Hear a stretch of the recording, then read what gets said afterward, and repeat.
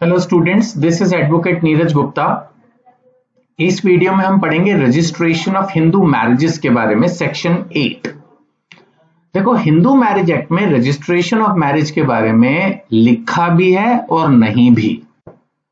Hindu marriage act central act है, मतलब पूरे देश में एप्लीकेबल है, लेकिन इसने रजिस्ट्रेशन ऑफ हिंदू मैरिज का जो कंसेप्ट है, जो सिस्टम है, वो स्टेट गवर्नमेंट पर छोड़ दिया। उन्होंने बोला कि भाई आप चाहो तो कंपलसरी कर लो, चाहे ऑप्शनल कर लो, एक मैरिज रजिस्टर बना लो, उसमें एंट्रियां कर लो, लेकिन साथ में ये भी हम लास्ट में दोबारा से पढ़ेंगे कि अगर आपने रजिस्ट्रेशन ऑफ मैरिज नहीं कराया तब भी मैरिज वैलिड ही रहेगी।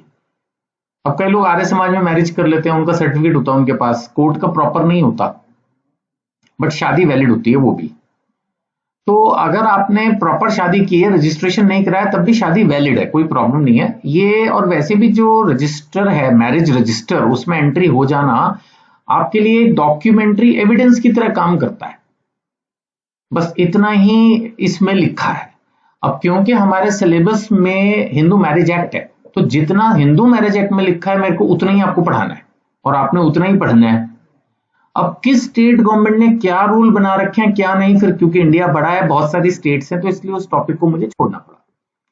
अभी फिलहाल जितना हिंदू मैरिज एक्ट में अगर हम उसकी बात करें तो ये एक ऑफिशियल रिकॉर्ड है मैरिजेस का। पर्पस क्या है इसका, रजिस्ट्रेशन का एक ऑफिशियल रिकॉर्ड, भाई किसकी शादी हो गई, क्योंकि जो कोर्ट है वो डिवोर्स का तो पूरा रिकॉर्ड मेंटेन करता ही है, लेकिन डिवोर्स होते हैं थोड़े बहुत। आज भी इंडिया में कितने होते होंगे डिवोर्स? 100 में से 1, 99 तो होते ही नहीं, लेकिन मैरिज तो 100 के 100 की होगी। तो रजिस्ट्रेशन जो है वो स्टेट गवर्नमेंट पे छोड़ दिया गया है, क्योंकि ये फैसिलिटेट करेगा प्रूफ ऑफ मैरिज। बेसिकली शादी की एक तरह से ये एक सर्टिफिकेट टाइप हो गया है ना। तो स्टेट गवर्नमेंट में make rules providing that particulars relative Hindu marriages shall be entered in a marriage register. ये टर्म आपको याद रहनी चाहिए अगर आप एग्जाम में इसके बारे में लिख रहे हो कि एक मैरिज रजिस्टर होता है, ये स्टेट गवर्नमेंट के पास है। तो एक तो ये चीज याद रखनी बहुत जरूरी है कि ये सब्जेक्ट मैटर स्टेट गवर्नमेंट के पास है। अब जब स्टेट गवर्नमेंट आ गई तो ऑब्वियसली सेंट्रल एक्ट जो हम पढ़ते हैं, हमारा तो सारा सिलेबस ही सेंट्रल एक्ट का है। हम कोई भी एक्ट पढ़े हैं, अब हमने जैसे बीएनएस पढ़ा था तो बीएनएस पूरे देश में एप्लीकेबल है ना, लेकिन ये वाला जो है रजिस्ट्रेशन ऑफ मैरिजेस, ये इन्होंने लोकल स्टेट गवर्नमेंट के ऊपर छोड़ दिया है, जैसा उनको ठीक लगे। ये जो रजिस्टर होगा ना, it will be open for inspection eight reasonable time and extracts, copy भी ले सकता है कोई इसकी, ऑन पेमेंट ऑफ फीस, यानी फीस देके आप चेक कर सकते हो कि किसकी शादी हुई किसकी नहीं हुई, all that. And state government ये भी कह सकती है कि रजिस्ट्रेशन ऑफ मैरिज कंपलसरी है। अभी तक ढंग से हिंदुस्तान में ये प्रोसेस आया नहीं है, अभी भी यूसीसी आने के बाद में भी हो जाए, यूसीसी भी कुछ स्टेट्स में आया, मतलब अभी भी ये वेग सा टॉपिक है रजिस्ट्रेशन ऑफ मैरिज। इंडिया में अभी भी बहुत लोग होंगे, खासकर जब फॉरेन कंट्री जाने लगते हैं ना, उस वक्त तो वो रजिस्ट्रेशन कराते हैं किसी न किसी क्लॉज में, लेकिन अदरवाइज जो इंडिया में रह रहे हैं सिंपल आम जनता जनार्दन, वो अभी भी मैरिज का कोई रजिस्ट्रेशन नहीं कराती।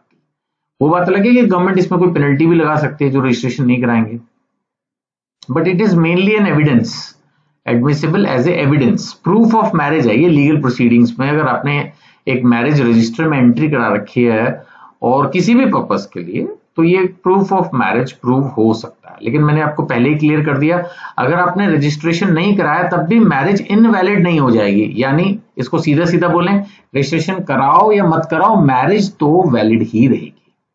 तो ये तो बस एक डॉक्यूमेंट्री प्रूफ ऑफ मैरिज जितनी वैल्यू है एज ऑन डेट। कल गवर्नमेंट चेंज कर दे, कोई नया कानून ले आए तो नया पढ़ लेंगे, फिलहाल इतना ही है, ठीक है ना।